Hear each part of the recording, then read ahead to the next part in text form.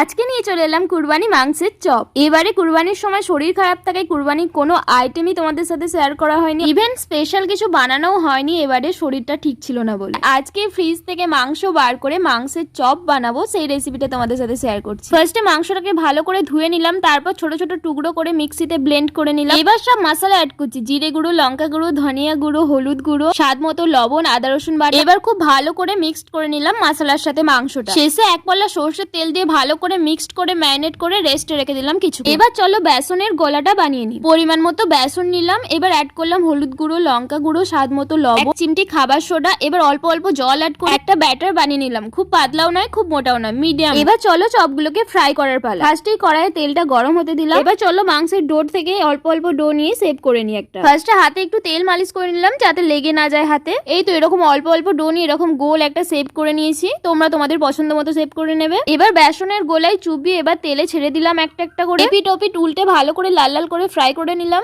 এই তো রেডি হয়ে গেছে আমাদের মাংসের চপ। খেতে কিন্তু খুবই ইয়ামি হয়েছে। আমি এবার সবাইকে নিয়ে খেতে যাই, আর তোমরা সাবস্ক্রাইব করতে থাকো।